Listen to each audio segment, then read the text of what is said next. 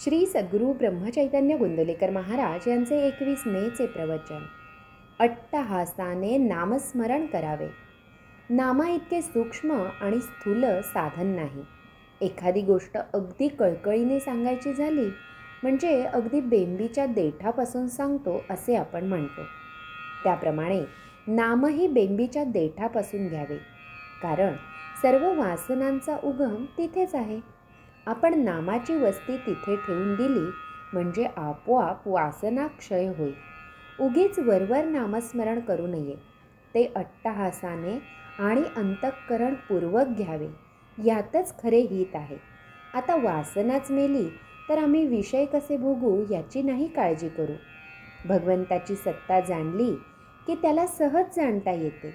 जो जाणेल भगवंत त्याला म्हणावे संत. आपण खेड्यात गेलो की तिथले सभ्य आणि प्रतिष्ठित कोण याची चौकशी करतो. पाटील आम्हाला दिसतो, लोक सांगतात म्हणून आम्ही त्याची भेट घेऊ शकतो. पण परमात्मा निर्गुण निराकार, त्याची ओळख कशी करून घ्यावी कळत नाही. आम्हाला कळत नाहीत त्या सर्वच गोष्टी आम्ही कधी खोट्या मानतो का? आपल्याला असणारी तळमळ ही भगवंताची म्हणजे पूर्णत्वाची तळमळ आहे. नास्तिकाचा सुद्धा पूर्णत्वाकडे ओढा असतो.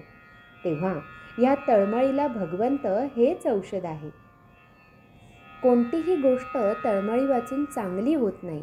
प्रत्येक जीवाला तळमळ आहे खरी, पण ती कशासाठी हवी ते चुकले. ती तळमळ विषयाकडे गेल्याने जीवाला खरे समाधान मिळत नाही. आपला जन्म वासनेत होतो, म्हणून वासना तृप्तीची तळमळ स्वाभाविक लागते. तिकडून काढून ती भगवंताकडे लावणे यात माणसाची खरी कर्तबगारी आहे. काय केले तर मी भगवंताचा होईन अशी तळमळ लागावी. ती न लागली तर आपले चुकले. वासनेच्या मागे जाणारी तळमळ भगवंताकडे लावण्यासाठीच सगळी साधने आहेत. तळमळ निर्माण झाली की भगवंत हात देतो.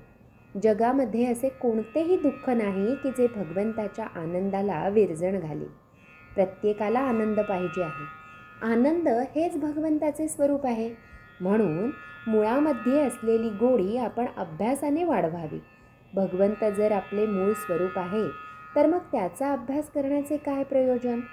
तर त्याचे कारण हेच की आपल्याला भगवंताची विस्मृती झाली आहे. भगवंत हा प्रेममूर्ती आहे, म्हणून मंदिरात जिकडे तिकडे प्रेम भरून टाकावे. दुसरा काय करतो हे न पाहता आपण काय करायला पाहिजे याचा अगोदर विचार करावा. श्रीराम समर्थ. भगवंताचे नाम घेणे हे ज्ञान होण्याचेच लक्षण आहे. भगवंताकडे लक्ष लागले की आत्मज्ञान आपोआप होते.